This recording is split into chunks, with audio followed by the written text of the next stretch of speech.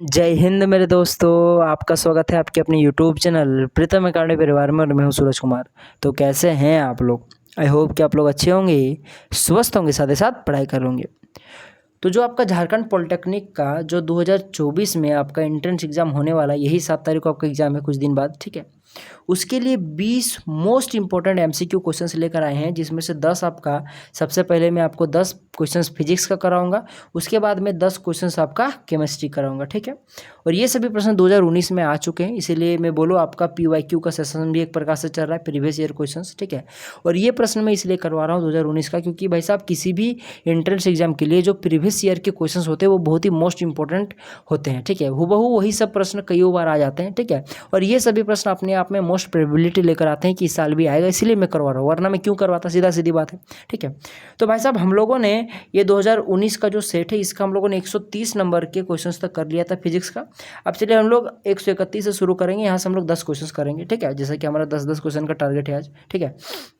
देखिए यहाँ पे लिखा है कि conductors of electric heating devices such as bread toasters and electric irons are made by alloy rather than pure metals because, यानी कि जो ब्रेड टोस्टर्स हो गए हैं, पेचकस वगैरह, ठीक है, आप लोगों को देखा होगा, या फिर विद्युत स्थिरियाँ यानी कि आयरन लोहा हो गया घर का, या घर में हीटर वगैरह होता है, विद्युत जो बल्ब सब होता है, फिलामेंट बल्ब सब, ठीक है, जो लाल जलता है वो सब मैं बात कर रहा हूँ, ठीक है, जिसमें टंगस्टन वगैरह का यूज होता है। तो ये सभी चीज़ों में भाई साहब आखिर मिश्र धातु का उपयोग क्यों होता है, शुद्ध धातु का उपयोग क्यों नहीं होता है? तो भाई साहब इसलिए होता है क्योंकि मिश्र धातु का जो रेसिस्टेंस होता है वो बहुत ही हाई होता है, यानी कि एलोइज को ही हम लोग मिश्र धातु बोलते हैं, ठीक है। एलोइज हैव हाई रेसिस्टिविटी, ठीक है। इसी कारण से क्या होता है कि हम लोग इन विद्युत ऊष्मीय उपकरणों में, यानी कि जो आपका ये जो विद्युत गर्मी देने वाले जो आपके उपकरण होते हैं उसमें हम लोग क्या करते हैं, एलोज का उपयोग करते हैं। किसका? मिश्र धातु का उपयोग करते हैं, ठीक है, क्योंकि इसकी प्रतिरोधकता अधिक होती है, इसलिए बी नंबर ऑप्शन आपका करेक्ट हो जाएगा। चलिए हम लोग आगे बढ़ते हैं यहाँ पे नेक्स्ट प्रश्न की ओर। देखिए आपके पास नेक्स्ट प्रश्न लिखा है कि a current through a horizontal power line flow in east to west, यानी कि देखो सबसे पहले डायरेक्शन बना दो, ये जो ऊपर है ये नॉर्थ है, ये नीचे जो है आपका साउथ है, ठीक है, यानी कि उत्तर हो गया ऊपर में, और नीचे में क्या हो गया आपके पास, दक्षिण हो गया, ठीक है। इधर आपका ईस्ट हो गया यानी पूरब हो गया, इधर आपका वेस्ट हो गया, वेस्ट मतलब क्या हो गया, इधर पश्चिम हो गया, ठीक है। तो क्या हो रहा है कि जो आपका यहाँ पे देख लो कोई एक पावर प्लांट है, या फिर मान लो समझ लो उसका एक हॉरिजॉन्टल लाइन में, यानी सीधे क्या हो रहा है कि एक तार पार हो रही है समझ लो, और तार का जो तार में जो करंट फ्लो हो रहा है उसका डायरेक्शन क्या है आपके पास, उसका डायरेक्शन क्या है आपके पास, ईस्ट टू वेस्ट है, क्या है, ईस्ट टू वेस्ट, इस प्रकार से ईस्ट टू वेस्ट है, ठीक है। और आगे क्या लिखा है देखो, the direction of the magnetic field at a point directly below the power line is, यानी कि इस पावर लाइन के नीचे, यानी कि इसके नीचे तरफ, ठीक है।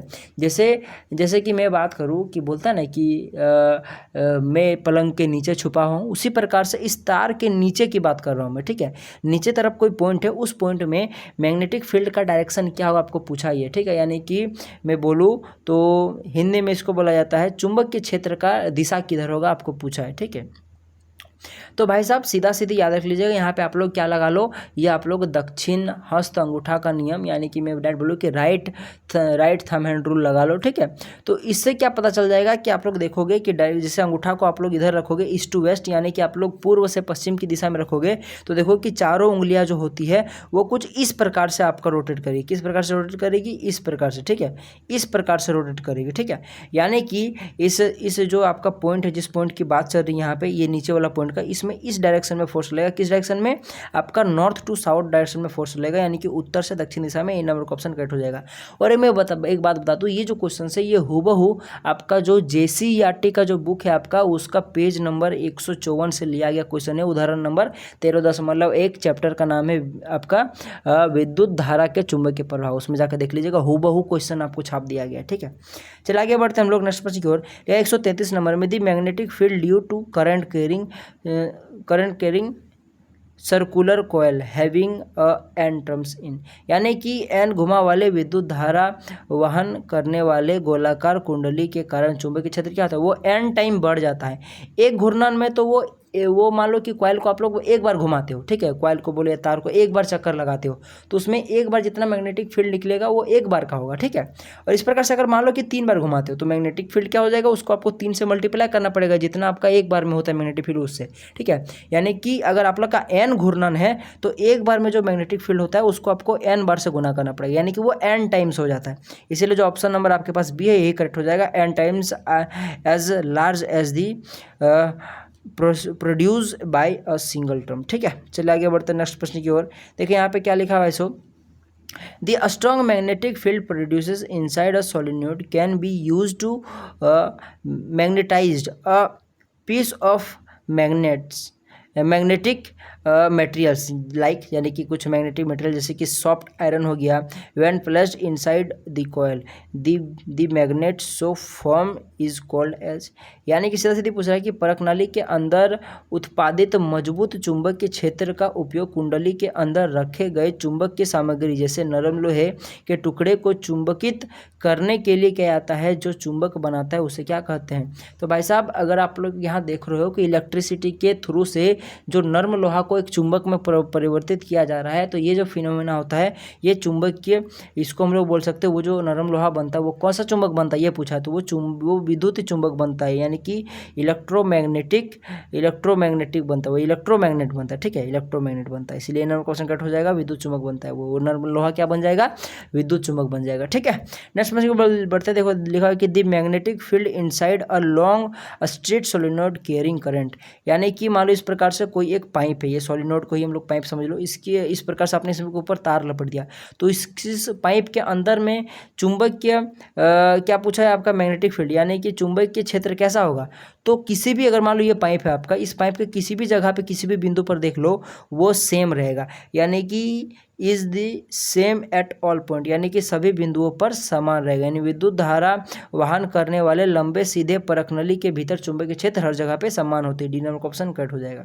According to Fleming's left hand rule के अकॉर्डिंग पूछ रहा है फ्लेमिंग, ठीक है, the fore finger is pointed towards the direction of magnetic field, B number option cut हो जाएगा। यानी कि फ्लेमिंग के बाएं हाथ के नियम के अनुसार जो तर्जनी उंगली होती है जिसको हम लोग फोर फिंगर बोलते हैं, ठीक है, वो किसका डायरेक्शन दिखाती है, तो वो चुंबक के क्षेत्र का डायरेक्शन दिखाती है, ठीक है। तो इस प्रकार से बी नंबर ऑप्शन कट हो जाएगा।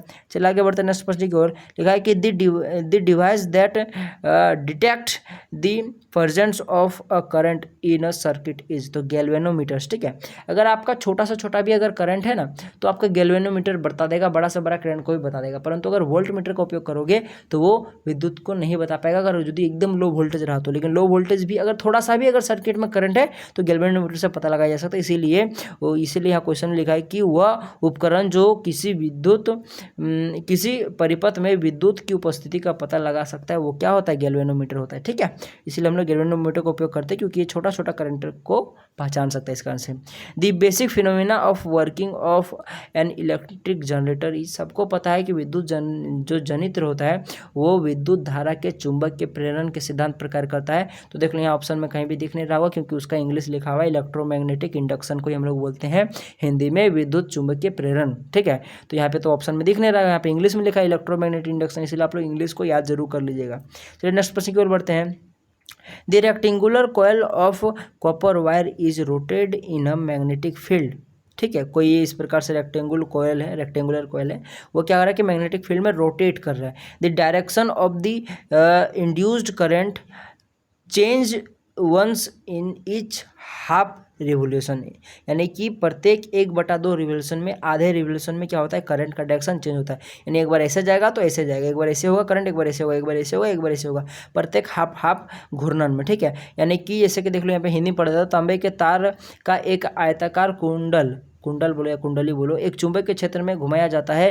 प्रेरित विद्युत धारा की दिशा प्रत्येक खाली घर में परिवर्तित होती है, वो प्रत्येक 1/2 घूर्णन में परिवर्तित होती है। आपका सी नंबर ऑप्शन कट हो जाएगा, इंग्लिश वाले हाफ रेवोल्यूशन याद रख लीजिएगा। चलिए लास्ट प्रश्न की ओर बढ़ते हैं आज के इस वीडियो का, जो कि इस वीडियो का लास्ट नहीं, फिजिक्स का लास्ट क्वेश्चन है, अभी तो केमिस्ट्री बाकी। लिखा कि magnetic field lines are shown closer togethers there the magnetic field is, यानी कि सीधा सीधे पूछ रहा है कि जहाँ पे मैग्नेटिक जो लाइंस होती है, यानी कि विशेष बोलो कि चुंबकीय क्षेत्र रेखा है जहाँ पे सबसे ज़्यादा घनी होती है, वहाँ पे क्या होता है, वहाँ पे चुंबकीय क्षेत्र मैग्नेटिक फील्ड जो होता है वो सबसे ज़्यादा मजबूत होता है, सबसे ज़्यादा प्रबल होता है, सबसे ज़्यादा स्ट्रॉन्गर होता है, इसलिए ये नंबर का ऑप्शन आपका कट हो जाएगा। चलिए अब हम लोग केमिस्ट्री क्वेश्चन को लगाते हैं।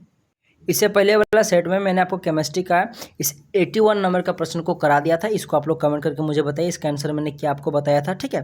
और बाकी जिन्होंने वो वीडियो नहीं देखा, इस वीडियो के डिस्क्रिप्शन में उसका लिंक डाल दूंगा, ठीक है, आप लोग वहाँ से डायरेक्ट जाके आप लोग देख सकते हो, ठीक है।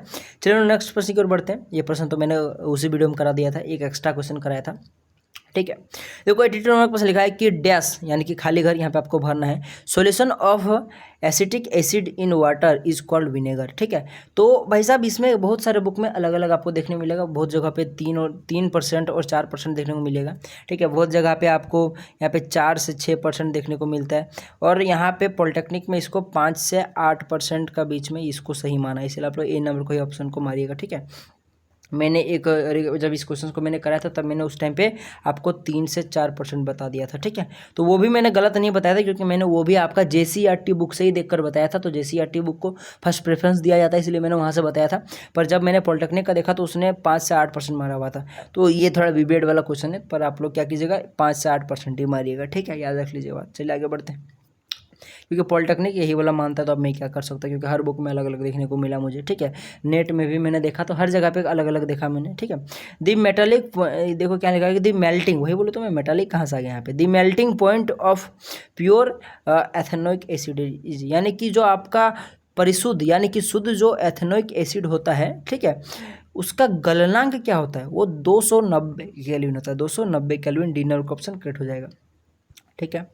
चलिए नेक्स्ट प्रश्न की ओर बढ़ते हैं। लिखा कि यहाँ पे लिखा है कि esters reacts in the presence of acid और base to gives alcohol and carboxylic acid is called. देखो ना इंग्लिश में कितना साफ और सटीक लिखा है कि जो आपका एस्टर होता है क्या होता है, जो कि जो एस्टर होता है उसको अगर आप लोग उसको अगर आप लोग एसिड और बेस की उपस्थिति में अगर आप लोग रिएक्शन कराओगे तो वो अल्कोहल देता है और कार्बोक्सिलिक एसिड देता है। तो इस फिनोमेना को, इस प्रोसेस को क्या बोलते हैं हम लोग, एस्टर। देखो हिंदी में लिखा है कि एस्टर अल्कोहल और कार्बोक्सिलिक एसिड देने के लिए एसिड या बेस की उपस्थिति में प्रतिक्रिया करता है, जिसे डैश कहते हैं। तो हिंदी में थोड़ा सा घुमाया पर सही है, कोई दिक्कत है नहीं। इस अभिक्रिया को हम लोग जल अपघटन अभिक्रिया कहते हैं। क्या कहते हैं, जल अपघटन अभिक्रिया, जो कि आपको दिख नहीं रहा होगा ऑप्शन में, क्योंकि उसका इंग्लिश हाइड्रोलिसिस होता है, तो याद रख लीजिए बात, हाइड्रोलिसिस, यही सही हो जाएगा सी नंबर का ऑप्शन, ठीक है। चलिए आगे बढ़ते हैं। लिखा है कि यहाँ पे properties of elements are periodic function of their atomic number, इसलिए बी नंबर का ऑप्शन करेक्ट हो जाएगा, यानी परमाणु क्रमांक के वो आवर्त फलन होते हैं, यानी कि तत्वों के गुण उनके परमाणु क्रमांक के अधीन कार्य करता है। फिर बोलो कि ऐसे भी प्रश्न आ सकता है कि तत्वों के गुण उसके परमाणु क्रमांक के आवर्त फलन होते हैं, तो बी नंबर का ऑप्शन करेक्ट हो जाएगा। चलिए आगे बढ़ते हैं नेक्स्ट प्रश्न की ओर। देखिए जो यहाँ पे 86 नंबर का प्रश्न लिखा है कि modern periodic table has blank, एक मिनट क्वेश्चन इधर उधर हो गया है, वो थोड़ा क्वेश्चन इधर उधर हो गया था।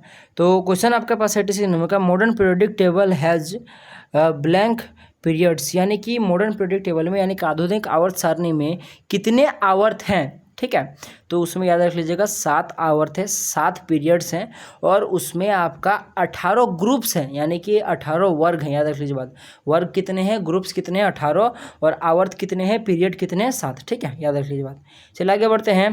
देखा यहाँ पे मेटालॉइड इज, यानी कि यहाँ में से कौन सा मेटालॉइड्स उपधातु के रूप में है, फिर उपधातु है। तो कार्बन तो आपका धातु होता है, ठीक है, ये नॉन मेटल होता है। यहाँ पे मैग्नीशियम और आयरन ये जो होता है, ये दोनों को दोनों आपका मेटल्स होते हैं। देखो मैग्नीशियम यहाँ गलती लिखा है, ठीक है। तो भाई साहब ये दोनों तो मेटल हो गया, ये आपका नॉन मेटल हो गया, तो बचा एक सिलिकॉन। सिलिकॉन असल में वास्तव में ये मेटलॉइड होता है। उपधातु, उपधातु क्या होता है, जो धातु और धातु का दोनों का प्रॉपर्टी शो करता है, ठीक है। चलिए आगे बढ़ते हैं। M shell of chlorine content electron, यानी कि एम सेल में, ठीक है, देखो सेल क्या होता है, KLMN इस प्रकार से चलता चला जाता है, ठीक है, इस प्रकार सेल चलता है। तो यहाँ पे आपका एम सेल में क्लोरीन में कितने इलेक्ट्रॉन होते हैं, तो भाई साहब क्लोरीन में टोटल 17 इलेक्ट्रॉन होते हैं, क्योंकि इसकी परमाणु परमाणु संख्या 17 होती है, जितनी परमाणु संख्या होती है उतने इलेक्ट्रॉन होते हैं। तो इसका इलेक्ट्रॉनिक विन्यास करो, के सेल में 2 आता है तो 2 दे दिया, एल सेल में कितना आता है, टोटल 8 आ सकता है, क्योंकि बाहरी सेल में 8 ही आ सकता है, एल में 8 ही आ सकता है, तो इसमें 8 डाल दिया मैंने, ठीक है। और इसके बाद देखो कि 2 8 10 हो गया, और बचा कितना 17 में अगर 10 चला गया तो 7 न बचा, तो यहाँ पे एम में 7 बचा, यानी कि 7 इलेक्ट्रॉन एम सेल में है। तो इसलिए आपके पास ए नंबर का ऑप्शन में ये जो 7 दिख रहा है इसको मार दो, ठीक है। चलिए आगे बढ़ते हैं नेक्स्ट प्रश्न की ओर। लिखा है पे देख लो, मेटल ऑक्साइड प्लस एसिड, यानी मेटल ऑक्साइड को अगर एसिड से रिएक्ट कराएगा तो यहाँ पे एक्स बनेगा और वाटर बनेगा। एक्स इज, यानी कि ये जो एक्स, यही तो पूछा है कि आखिर एक्स है क्या। सो धातु ऑक्साइड को अगर आप लोग अम्ल के साथ रिएक्ट कराइएगा, ठीक है, तो यहाँ पे क्या बनेगा, पानी तो बनता ही है, साथ ही साथ ये एक्स का एक्स क्या है यहाँ पे। तो भाई साहब सबको पता है कि जो धातु ऑक्साइड, जो कि मैंने बताया था, धातु ऑक्साइड क्या होता है आपका, क्षारीय होता है, और अधातु ऑक्साइड अम्लीय होता है।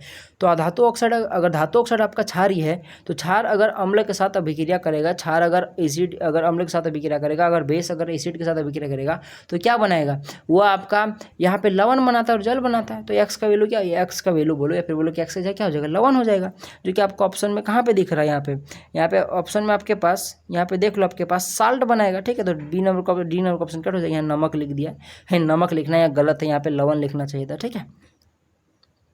इसीलिए बोलता है ना, हिंदी में थोड़ा गड़बड़ी करता है, ठीक है। क्या बनाता है, लवण बनाता है, लवण को इंग्लिश में साल्ट बोलते हैं।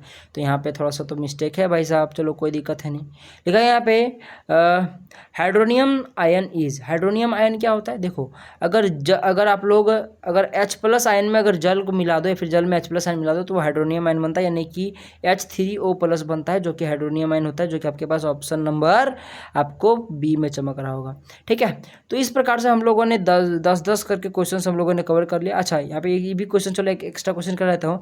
PH value of magnesia is, यानी कि मिल्क ऑफ मैग्नीशिया जिसको हम लोग बोलते हैं, फिर मैग्नीशिया के दूध बोलते हैं इसको हम लोग, इसका पीएच वैल्यू कितना होता है, इसका पीएच वैल्यू पक्का पक्की 10 होता है, यार अगली बात। तो ये मैंने एक्स्ट्रा एक क्वेश्चन करा दिया, यानी कि 21 प्रश्न हो गया आपका, ठीक है। तो चलिए आप लोगों ने अगर वीडियो को पूरा देखा है तो जाहिर सी बात है कि आपको समझ में आ रहा होगा, अगर आपको पसंद आ रहा होगा, अगर पसंद आ रहा है, अगर आपको यूजफुल लग रहा है तो लाइक जरूर कीजिएगा, चैनल को सब्सक्राइब जरूर कर लीजिएगा, अपने दोस्तों तक जरूर शेयर कीजिएगा।